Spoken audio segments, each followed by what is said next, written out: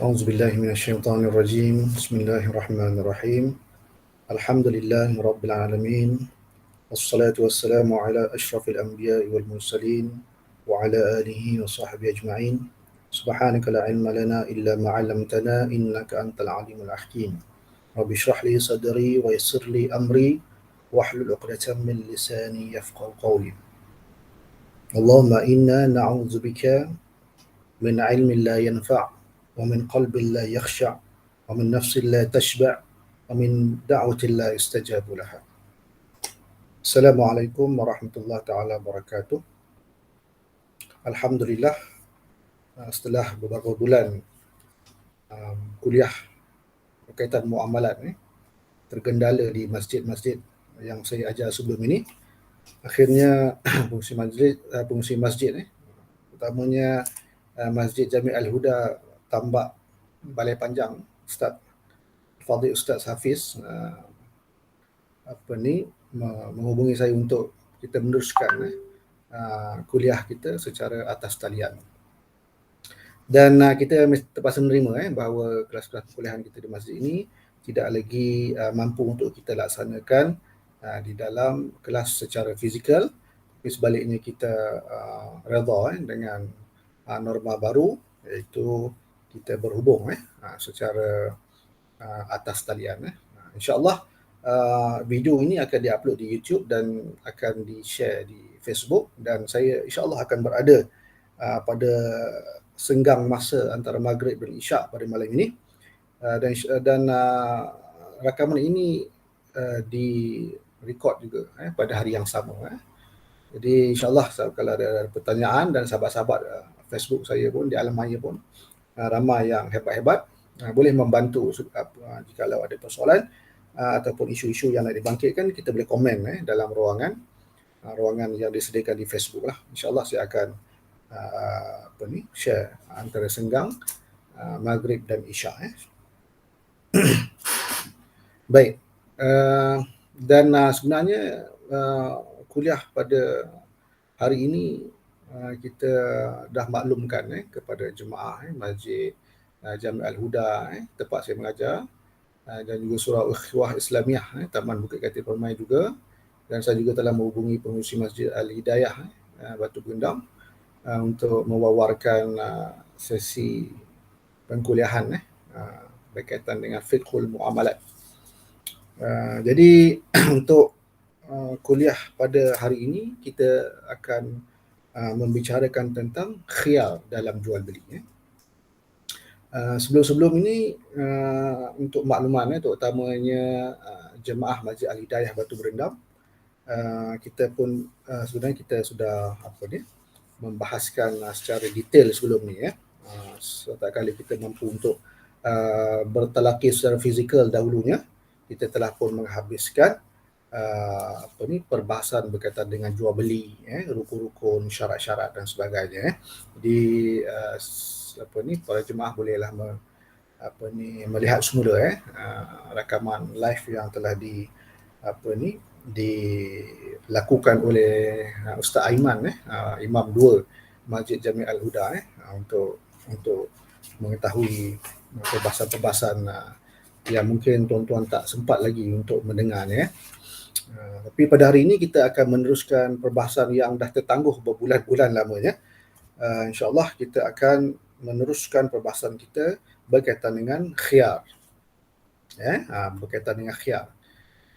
Jadi saya sempatlah scan buku yang kita gunakan, kitab yang kita gunakan, iaitu Fiqhul Manhaji, karangan Al-Syekh Dr. Mustafa Al-Khin, dan juga Al-Syekh Dr. Mustafa Al-Bughah, dan Al-Syekh Ali Al-Syarbaji. Dan buku ini sangat famous lah, yang diperakui oleh Jabatan Agama Islam Negeri untuk kita menggunakan sesi pengkuliahan, dan ini adalah mengikut pendekatan mazhab Asy-Syafi'i. Kita tidak menyentuh mazhab-mazhab yang lain, kita menumpukan kepada mazhab Asy-Syafi'i. Kalau mazhab-mazhab lain itu terpulang kepada tuan-tuan untuk melebarkan pengetahuan masing-masing.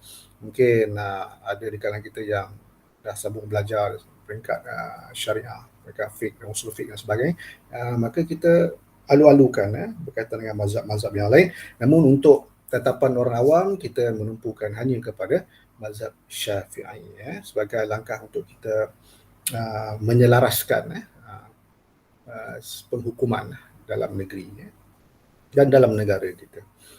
Baik. Jadi kita baca sedikit berkaitan dengan bab ini. Khiyar dalam jual beli ataupun istilah Melayu dia ialah membuat pilihan. Membuat pilihan apa? Membuat pilihan sama ada kita nak meneruskan akad jual beli yang telah kita meterai ataupun kita nak menamatkan akad jual beli yang telah kita meterai. Jadi maksudnya khiyar di sini ialah perbuatan yang berlaku selepas akad jual beli. Akad jual beli. Mana akad jual beli itu telah dimeteraikan antara kedua-dua belah pihak, iaitu penjual dan pembeli. Jadi kalau ikutkan di sini, kita baca sedikit, menjadi dasar dalam kontrak jual beli, kontrak dianggap sah serta-merta jika segala rukun dan syarat jual beli telah dipenuhi. Dengan ini hak milik barangan yang dijual bertukar hak milik kepada pembeli dan hak milik barangan yang digunakan sebagai bayaran menjadi milik penjual. Oleh itu, kedua-dua pihak tidak mempunyai pilihan untuk membatalkan kontrak tersebut. Itu hukum asal dia. Apabila akad telah dimeterai, maka perpindahan pemilikan telah berlaku. Maknanya barang yang hendak dijual telah berpindah milik setelah diakad kepada pembeli dan bayaran pula menjadi milik penjual. Okay? Jadi hukum asal ni apabila benda itu telah dimeterai dan telah redha antara kedua-duanya, maka tak boleh batal lagi lah, tak boleh gustan lah. Tapi khiyar ini membahaskan tentang boleh gustan, boleh return, tapi ada syarat-syaratnya. Namun demikian Allah Ta'ala tetap mengambil kira kepentingan manusia. Kedua-dua pihak menjalankan kontrak mungkin bersifat gopoh dan tidak teliti dalam membuat keputusan. Oleh yang demikian, kesahihan jual beli tidak semestinya berdasarkan hanya apabila rukun dan syarat dipenuhi. Sebaliknya, kedua-dua pihak berhak untuk menerus atau membatalkan kontrak yang telah dipersetujui. Maknanya Islam meraihkan sikap manusia itu yang kadang-kadang tergopoh-gapah dalam membuat sesuatu tindakan dalam terhadap perbuatan-perbuatan yang telah dilakukannya kan. Jadi Islam meraihkan kelemahan manusia itu. Jadi manusia itu diraihkan dengan membuat pilihan. Mungkin tak kala kita menjual tu dalam keadaan tergesa-gesa, dalam keadaan terdesak dan sebagainya kan. Tetapi bila kita pulang balik dah 2-3 hari tu, kita berfikir balik kan. Sungguh tak rasional tindakan saya menjual tadi barang tu tadi.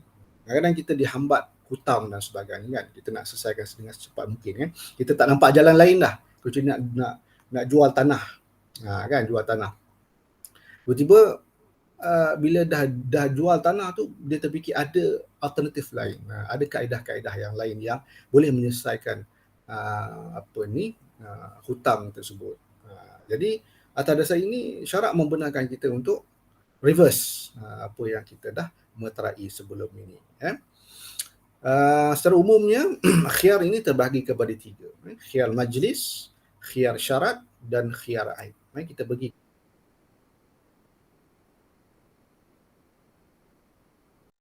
kepada khiyar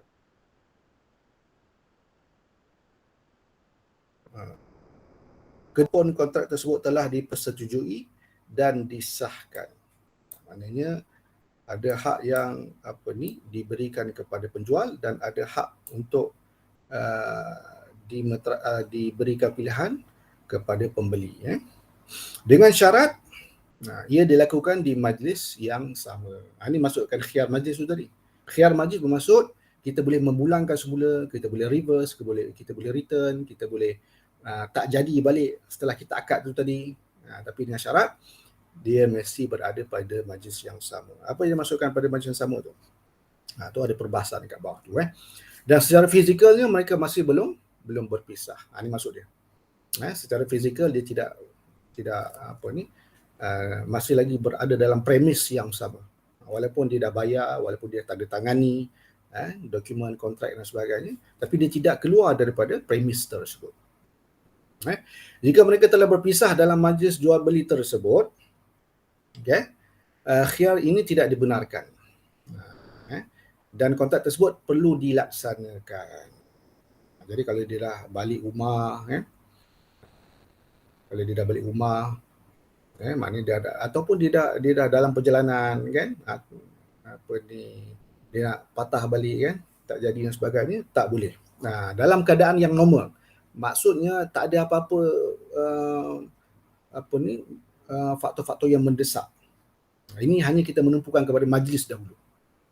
Saja-saja kita nak beli, lepas tu kita tak jadi nak beli. Boleh tak? Boleh.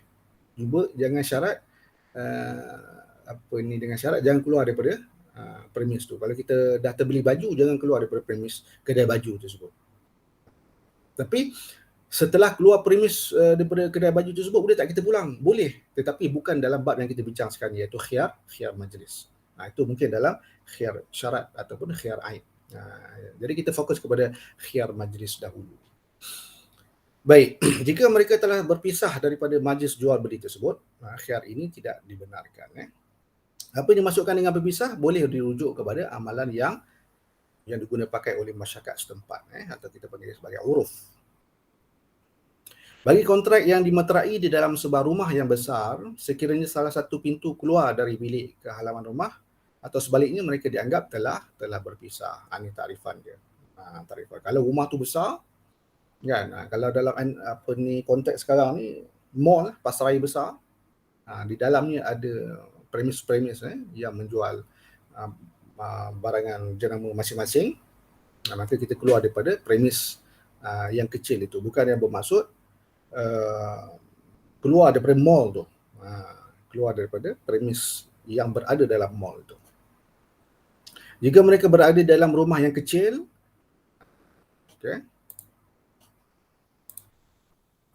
jika mereka berada dalam rumah yang kecil, perpisahan dianggap berlaku apabila salah satu pihak keluar dari rumah tersebut. Baik. Jika mereka berada di pasar atau kawasan yang lapang atau di atas kapal atau sebagainya, perpisahan dianggap berlaku apabila salah satu pihak berpusing ke belakang dan melangkah beberapa tapak. Di dalam kes pasar malam, pasar tani dan sebagainya, kita dah beli petai, kita dah beli telur puyuh, sayur, burger dan sebagainya.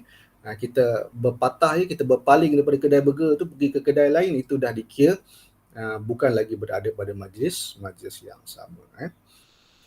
Sekiranya mereka berdua keluar bersama-sama atau berjalan bersama-sama, majlis tersebut masih berterusan. Contohnya kalau dia iringi kita sehingga ke kereta kita, maka walaupun dah keluar daripada premis perniagaan dia, tetapi masih tidak lagi dianggap sebagai berpisah majlis, kan? Kerana orang itu masih lagi menghimpit kita, mengiringi itu maksudnya dia masih lagi meneruskan sehingga kepada kereta, ataupun dibawa, kita beli TV, dia bawa TV itu ke kereta kita, kan? Kereta kita pula jauh kata, kan? Mana kalau perjalanan dia setengah jam lah, drag masa yang ditakrifkan sebagai sama majlis tu, majlis yang sama. Namun demikian, hak khiyar yang dimiliki tidak boleh digunakan jika salah seorang di antara mereka ataupun kedua pihak membuat keputusan untuk memeterai kontrak jual beli tersebut. Tidak boleh, yang ini tidak boleh digunakan. Maksudnya, namun demikian, hak khiyar yang dimiliki tidak boleh digunakan jika salah seorang di antara mereka ataupun kedua pihak membuat keputusan untuk memeterai kontrak jual beli tersebut. Bermaksud dia tak nak pusing ke belakang balik lah, dia tak nak return. Salah seorang kata nak teruskan, maka dia kena ikutlah teruskan. Contohnya apabila mereka berkatakan kami telah bersetuju untuk meneruskan kontrak ini, atau kami memilih untuk meneruskannya. Kalau salah seorang nak meneruskan, tak nak memilih untuk khiyar, maka salah seorang yang lain perlu bersetuju lah, perlu bersetuju. Tetapi ada situasi yang lain yang kita akan bincangkan lepas ini, terutama dalam khiyar syarat ataupun khiyar aib, dia tidak memerlukan persetujuan. Maka maknanya kalau berlaku kerosakan dan sebagainya, ada syarat-syarat tertentu yang tak perlukan persetujuan dan dia mempunyai hak mutlak kepada pembeli sebagai contohnya untuk memulangkan, ataupun penjual pun berhak untuk memanggil semula barangnya yang mungkin dia rasa perlu dipanggil. Tapi ada syarat-syarat dia. Tapi dalam kes yang kita bincang sekarang ni, apabila berada dalam keadaan yang normal, tidak ada kerosakan contohnya, tidak ada penipuan dan sebagainya, saja-saja saja, kita berubah pemikiran. Maka khiyar majlis lah yang akan menentukannya. Jadi ada satu kaedah apabila bertembung antara nak meneruskan akad ataupun nak menamatkan akad, maka didahulukan meneruskan akad tersebut. Apabila dalam keadaan-keadaan biasa, tidak berlaku kerosakan, adanya aib dan sebagainya. Baik. Demikian juga jika salah satu pihak meminta pihak satu lagi membuat pilihan. Contohnya penjual berkata, pilih antara teruskan atau batalkan jual beli. Jadi makna di sini ialah penjual telah memberi pilihan kepada pembeli. Bermaksud penjual itu boleh berkompromi lah. Boleh berkompromi mengikut kemahuan pembeli. Ataupun dikatakan sebagai mengorbankan hak khiyar dia pun boleh juga. Walaupun pada hakikatnya kalau barang itu tidak ada kerosakan, tidak ada aib, tidak ada bentuk penipuan dan sebagainya, saja-saja je pembeli itu nak pulangkan semula, dan penjual bersetuju untuk menerima pemulangan tersebut walaupun pembayaran telah dibuat, walaupun barang yang dibeli itu telah pun sampai berada dalam pembeli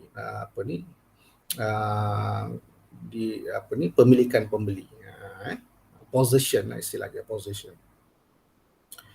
Baik, tindakan ini menggugurkan hak khiyarnya. Nampak tindakan ini menggugurkan hak khiyarnya. Nya tu ialah penjual tadi lah. So penjual, apabila penjual cakap pilihlah mana-mana, bermaksud dia telah mengorbankan hak. Dia ada hak tadi tu untuk meneruskan akad jual beli tu tadi. Maknanya dia ada hak untuk tidak menerima pemulangan barang tu tadi. Kerana apa?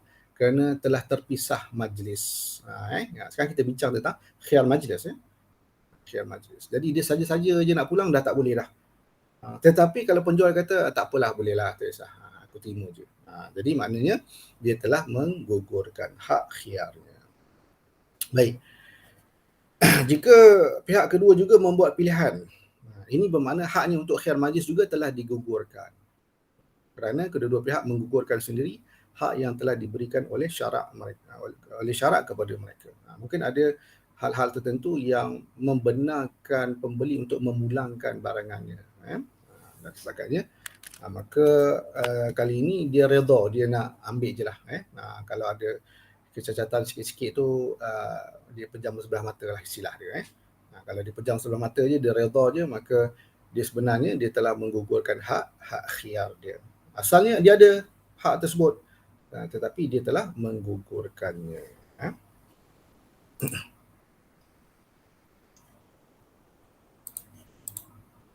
Okey.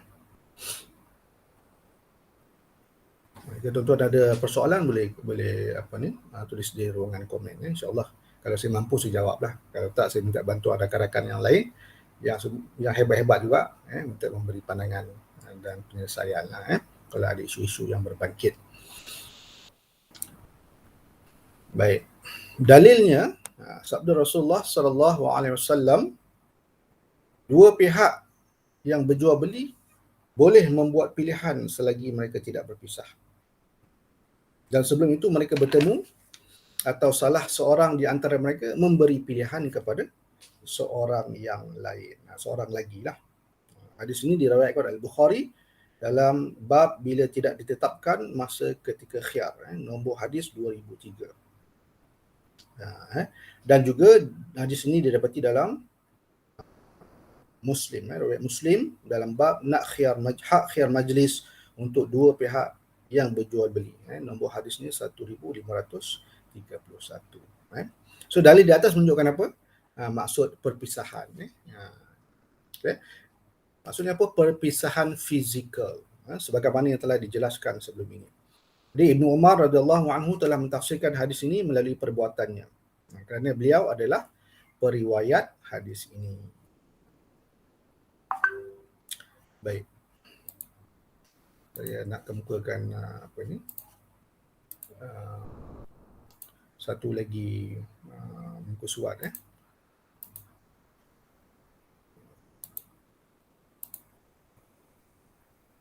mana ada hikmah di kita buat atas talian ni, sebenarnya kita pun dapat ambil masa masing-masing kan untuk melihat kan. Kadang-kadang kita tidak berkesempatan untuk hadir masjid pada senggang maghrib dan isyak tapi dengan adanya kuliah atas talian ni, insya-Allah lah bila-bila masa kita boleh mendengar, bila-bila masa kita boleh mengemukakan persoalan, insya-Allah saya cuba untuk membalaslah kalau saya mampu. InsyaAllah kita sama-sama. Baik. Okay. Jadi perpisahan yang dimaksudkan perpisahan yang telah memisahkan majlis yang sama itulah secara fizikal. Imam Malik meriwayatkan daripada Nafi' radhiyallahu anhu katanya, jika Ibnu Umar radhiyallahu anhu memberi sesuatu yang disukainya, dia akan meninggalkan penjualnya. Maksudnya ada khiyar kat situ. Khiyar di pihak penjual. Kan? Jadi Ibnu Umar ni suka barang tu dan dia dah beli barang tu. Jadi oleh kerana dia suka dan dia buat pembayaran, maka cepat-cepat dia beredar daripada premis perniagaan penjual tu tadi. Takut-takut penjual itu menggunakan hak khiyar dia sebelum dia keluar daripada kedai tersebut. Jadi itu hukum asal dia. Bermaksud penjual pun boleh berubah fikiran, bukan pembeli saja. Kan? Katakan penjual tu dah jual lah, tapi belum sempat pembeli melangkah kaki keluar daripada kedai dia, penjual kata minta maaf tuan, minta maaf banyak-banyak sebab yang tu saya dah janji nak jual dengan orang lain contohnya. Maka pembeli kena memulangkannya semula kerana berada pada majlis yang sama itu tadi. Tapi kalau dah keluar melangkah, maka hak diberikan khiyar itu kepada pembeli pula. Tapi bila dah keluar daripada premis tu, hak khiyar tu pula kembali balik kepada penjual, yang mana kalau penjual tak nak terima, mana pembeli kena menerima. Kecuali ada syarat-syarat yang membenarkan dia untuk memulangkan semula, yang kita akan bincangkan selepas ini, iaitu khiyar syarat. Baik. Juga diriwayatkan daripada Ibnu Umar radhiyallahu anhu katanya, saya menjual kepada Amirul Mukminin Osman sejumlah harta di Al-Wadi dengan sejumlah harta miliknya di Khaybar. Setelah selesai kami berjual beli, saya segera berpaling dan keluar dari rumahnya. Kerana saya bimbang dia akan meminta semula jualannya. Ini narration yang lain, riwayat yang lain, tetapi maksudnya sama. Menurut sunnah, dua orang yang berjual beli boleh membuat pilihan sehinggalah mereka berpisah. Jadi ini dalil yang membenarkan khiyar, walaupun perjanjian ataupun akad jual beli itu telah dimuktamadkan. Baik. Kita beralih pula kepada khiyar syarat. Kenapa ada perbahasan yang berlainan antara khiyar majlis dan khiyar syarat? Kerana ada pembeli yang saja-saja nak pulangkan balik, maka dia kena guna pakai perbahasan dalam khiyar majlis. Kan? Tapi ada juga syarat-syarat yang ditetapkan oleh penjual ataupun pembeli. Maka dia boleh menggunakan syarat itu sebagai hak dia untuk memulangkan ataupun meneruskan akad tersebut. Kalau dia memulangkan, bermaksud dia ingin menamatkan akad jual beli tersebut. Tapi perbahasan yang mula-mula dahulu berkaitan dengan jual beli, sebenarnya apabila telah bertukar pemilikan, tak boleh lagi nak reverse. Itu hukum asal. Tetapi bila ada khiyar, dia dah berubah. Tetapi pada kondisi atau situasi yang tertentu. Bukannya semua situasi kita boleh gunakan khiyar. Baik, apa itu khiyar syarat? Khiyar syarat berlaku apabila salah satu pihak atau kedua-dua pihak menetapkan syarat dia mempunyai hak khiyar, iaitu hak untuk membatalkan kontrak dalam tempoh tertentu. Yang tadi kan dia tak ada syarat. Syarat dia ialah majlis yang sama. Itu maksud dia lah. Tapi yang ni khiyar syarat ni ialah syarat itu tidak lagi mengguna pakai pada majlis yang sama. Mungkin dah sampai rumah kan, mungkin dah di tempat lain, dah berpisah secara fizikal, tetapi masih ada hak-hak khiyar di situ. Kerana salah seorang ataupun kedua-duanya telah membuat satu ketetapan syarat untuk memberi hak masing-masing sama ada untuk membatalkan ataupun untuk meneruskannya. Baik, syarat ini boleh dinyatakan ketika memeterai kontrak ataupun selepas daripada itu. Tetapi mestilah sebelum mereka berpisah dari majlis tersebut. Dia dah berpisah. Okay? Kalau belum berpisah, maka syarat tidak diperlukan lagi. Sebab majlis itu sendiri telah menjadikan syarat yang semula jadi untuk dia reverse, untuk memulangkan semula pembelian, menamatkan kontrak jual beli tersebut. Tapi apabila telah berlaku pemisahan majlis, kalau ada orang tanya boleh tak pulangkan balik? Boleh. Boleh, tak ada masalah. Dengan syarat adanya syarat ditetapkan pada masa akad. Pada masa kontrak. Baik. Apa syarat dia? Yang pertama, khiyar ini perlu memenuhi beberapa syarat. Okay? Yang pertama ialah mestilah terhad kepada tempoh tertentu. Bukannya sepanjang zaman. Bukannya sepanjang zaman. Dia ada tertentu. Macam waranti lah, kalau kita beli TV, beli perkakas elektrik dan sebagainya, dia ada waranti. Kita beli kereta pun ada waranti. Baik. Jika mereka berkata saya berhak menuntut khiyar tanpa dihadkan kepada tempoh tertentu, khiyar tersebut tidak sah. Jadi dia mesti nyatakan berapa lama, berapa tempoh dia. Kalau tak nyatakan, tak boleh. Maka tak sah hak khiyar tu. Maka kalau seseorang yang tidak ada diletakkan syarat berapa lama, tiba-tiba dia datang balik ke premis untuk memulangkan, maka tak bolehlah. Begitu juga jika mereka menghadkan khiyar tersebut ke satu tempoh yang tidak diketahui. Contohnya hanya beberapa hari. Beberapa hari itu berapa hari? Tak tahu kan? Jadi kita kena tetapkanlah berapa hari. Ataupun sehingga datang si fulan. Sehingga datang tu bila?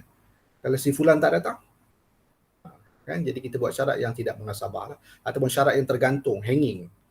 Yang tertunggu-tunggu, yang tak ada definite conclusionnya dekat situ.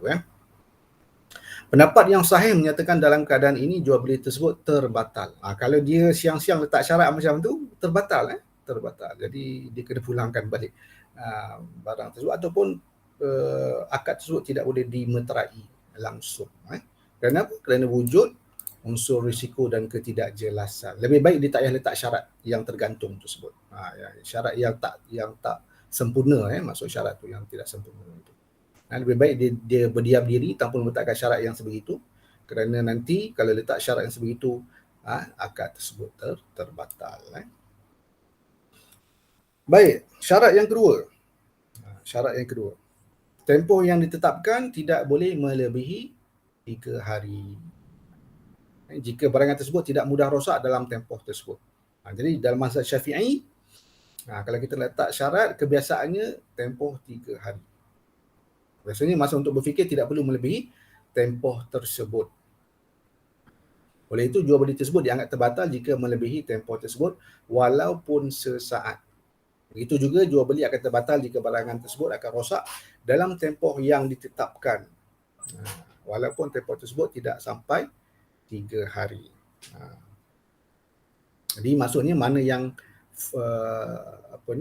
datang dahulu. Kalau rosak datang dahulu sebelum 3 hari, maka ikutlah hari yang dah rosak tu sebelum 3 hari itu.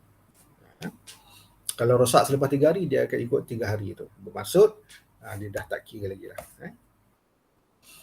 Yang ketiga, tempoh mestilah berturutan dan bersambung dengan kontrak. Jika disyaratkan khiyar tersebut bermula selepas mereka berpisah atau ditetapkan pada hari-hari tertentu yang tidak berturutan, atau tempoh khiyar tidak bermula. Tempoh khiyar tidak bermula sebaik saja kontrak dimeterai, jual beli tersebut tidak sah. Dan kontrak tersebut terbatal. Sebabnya mereka meletakkan syarat yang tidak sesuai dan tidak diterima oleh syarak. Jadi maksudnya dia perlu berturutan dan bersambung dengan kontrak. Bermaksud tak kala kontrak itu telah dimeterai, maknanya pembeli dan penjual faham dengan syarat-syarat yang dia kena patuh. yang dia ada ataupun benefit yang didapat daripada syarat-syarat tersebut, contohnya warranty dan sebagainya. Baik. So dalil pendapat ini ialah Ibnu Hibban, hadis yang diriwayatkan oleh Ibnu Hibban bin Muqris radhiyallahu anhu, yang bermaksud suatu ketika dia mengadu kepada Rasulullah sallallahu alaihi wasallam bahawa dia telah ditipu ketika jual beli. Lantas Nabi sallallahu alaihi wasallam bersabda kepadanya, jika engkau berjual beli katakanlah tidak boleh ada penipuan. Okay? Jadi penipuan pun merupakan asbab untuk berlakunya khiyar dalam jual beli. Dalam riwayat lain disebut saya berhak untuk khiyar dalam tempoh 3 hari. Hadis riwayat Al-Bukhari nombor 2011. Menurut ulama, hadis ini jelas membenarkan Hibban radhiyallahu anhu membuat khiyar, sama ada sebagai penjual maupun sebagai pembeli. Contohnya pembeli dah beli, kemudian dia claim ada kerosakan, tapi dia tidak mampu membuktikan bahawa kerosakan itu berlaku di premis penjual. Ketika itu penjual ada hak khiyar untuk, bukan untuk menamatkan, tetapi untuk meneruskan akad tersebut. Jadi dia tak nak pulangkan duit dia kepada pembeli tersebut. Boleh juga. Jadi dia sama ada penjual atau pembeli, mereka mempunyai hak khiyar yang sama. Tidak ada sebarang dalil yang menunjukkan kebenaran ini hanya diberikan kepada beliau sahaja, walaupun hak ini dinyatakan kerana kes yang membebaikkan beliau. Para ulama menyatakan pengajaran diambil berdasarkan lafaz yang umum, bukan berdasarkan sebab yang khusus. Bukanlah kerana Ibnu Hibban semata-mata, tetapi ia digunakan pakai oleh semua yang terlibat dengan transaksi jual beli. Dengan itu, hadis ini adalah umum, membabitkan semua bentuk jual beli serta melibatkan semua penjual dan pembeli. Melainkan jika wujud dalil yang lain yang tidak membenarkan khiyar dalam jual beli tersebut, seperti jual beli riba dan jual beli salam yang kita akan bincangkan kemudian. Jadi sekadar itu perbincangan kita. Sebenarnya panjang lagi perbincangan tentang bab khiyar ini.